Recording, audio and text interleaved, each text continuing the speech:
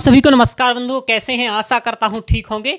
आप देख रहे हैं कि यहाँ हमारे कुलपति जी का रिप्लाई आ गया है। उससे पहले भी काफ़ी और भी मुझे दो चार इंपॉर्टेंट बातें आपसे शेयर करनी है, वो कर देती हैं। ध्यान रखिए, गौतम बुद्ध ने कहा है कि साध्य प्राप्ति में दो ही बाधाएं हो सकती हैं। प्रथम तो ये कि किसी बड़े लक्ष्य को आरंभ ना करना, दूसरा ये कि आरंभ करके उसे बीच में ही छोड़ देना। यानी कि प्रारंभ चोत्तम जनाः न परित्यजन्ति, कि जो उत्तम और श्रेष्ठ जन होते हैं वो यदि एक बार आरंभ कर देते हैं तो उसका परित्याग नहीं करते हैं जब तक प्राप्त नहीं कर लेते हैं। यही हमारा भी लक्ष्य है कि ईएमआरएस में जब तक संस्कृत की वैकेंसी नहीं आ जाएगी तब तक हम लोग लगे रहेंगे। साथ ही साथ में अब हमारा लक्ष्य और भी बढ़ गया है। वर्ग 1-2 में भी वेद, ज्योतिष, दर्शन ये भी स्टार्ट करने पड़ेंगे, ऐड करने पड़ेंगे। ये भी हम लोग करेंगे, ये भी हम लोग करवा के रहेंगे। साथ ही साथ हम लोगों का प्रयास ये भी अब रहेगा, यदि आप लोग सभी लोग जुड़े रहे, कि नवोदय विश्वविद्यालय में जो अभी तक कभी भी संस्कृत नहीं है वहाँ भी संस्कृत लाई जाए।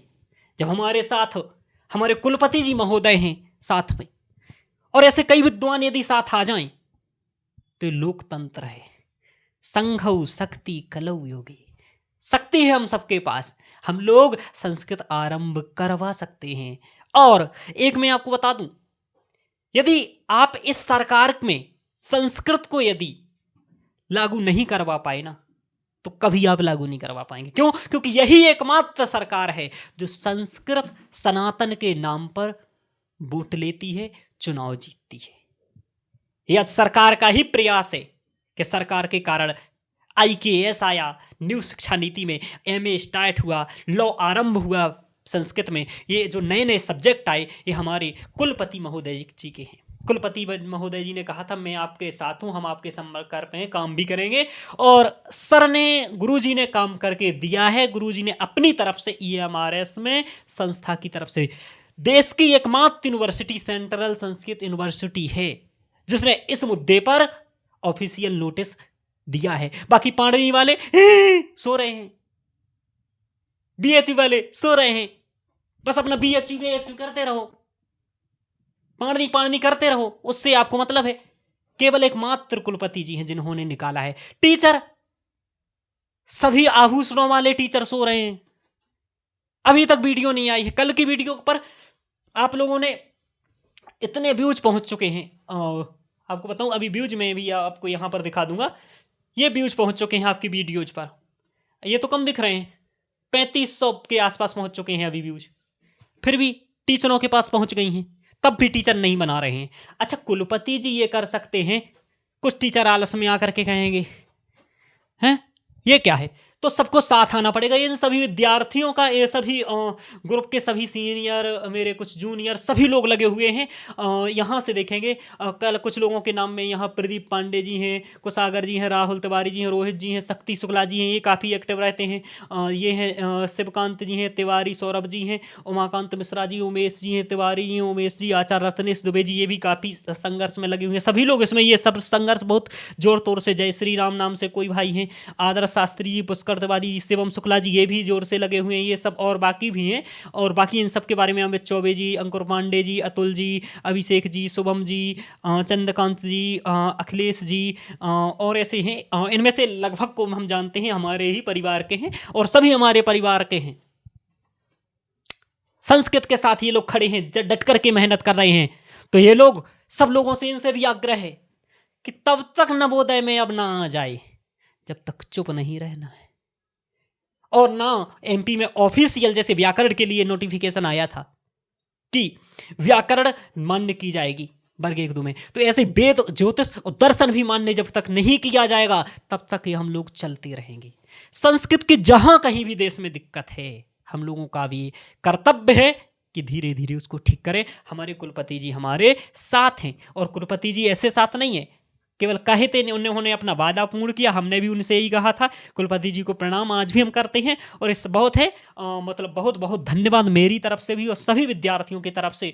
आपके जैसे औदार्यपूर्ण, विद्वत्तापूर्ण लोग रहेंगे तो संस्कृत के क्षेत्र को कोई कभी कुछ नहीं कर सकता है। कुलपति जी का यह नोटिस है, गुरु जी के साइन है। और हमारे अंकुर भाई साहब जी ने हम लोगों ने कई लोगों ने इनसे किया, माननीय कुलपति महोदय जी से प्रतिक्रिया की अपेक्षा है। जी बिल्कुल, तो देखिए हमारे पास प्रतिक्रिया आ चुकी है, ये हो गया। मैंने कई न्यूज़ चैनल से भी बात कर ली है, 1-2 दिन के अंदर, कल ही परसों में आपकी 5 से 6 न्यूज़ चैनल में ये बात आ जाएगी। वर्ग 1 के लिए, वर्ग 2 के लिए, सभी के लिए आ जाएगी। न्यूज़ चैनल में भी मैंने निकलवाने की बात कही। इसके साथ ही साथ मैंने स्वयं यहाँ पर RTI लगाया है, मेरा नाम आप देख सकते हैं, ये मेरा GN शास्त्री और ये हमारे अमित चौबे जी। हम दोनों लोगों ने, और भी मित्र हमारे RTI सब लगा रहे हैं, जो ये सभी साथ हैं, ये सब RTI लगा रहे हैं और पूछ रहे हैं कितनी सीटें हैं अभी EMRS में और कितनी भरी हैं। दोनों का मुझे डाटा दे दीजिए, किस विद्यालय में कितने टीचर हैं और किस विद्यालय में कौन सी सीटें रखते हैं। उस अकॉर्डिंग यदि नहीं है सीटें, तब फिर कोई समस्या नहीं है, तब दिक्कत नहीं है, तब इसका मतलब ये होता है कि सीटें नहीं है, संस्कृत समाप्त नहीं हुई है। ठीक है, तो ये हम लोगों ने इस RTI के माध्यम से मांगा है, तो कार्य बिल्कुल चल रहा है। कहा जाता है खड़ा रहा जो अपने पद पर, 13,580 मुहूर्त बताने पर। ये मैं कहता हूं, रोज कहता हूं, मिली सफलता उसी अंततः, जीने पर या मर जाने पर। तो देखिए लगे रहना है और कोई डरने की जरूरत नहीं है। अपने कुलपति जी साथ हैं, सभी लोग साथ हैं। मेरा अभी भी सभी से सादर निवेदन है कि आप इस मुहिम में आ जाएं और इसमें आप सहयोग करें, वीडियो बना करके यूट्यूब पर डालें। अब लक्ष्य बड़ा है, हम सबको प्राप्त करना पड़ेगा, ध्यान रखना है ना। तो कहा गया है, वो भी कहते हैं कि उत्तिष्ठ जाग्य प्राप्त वरान निबोधत।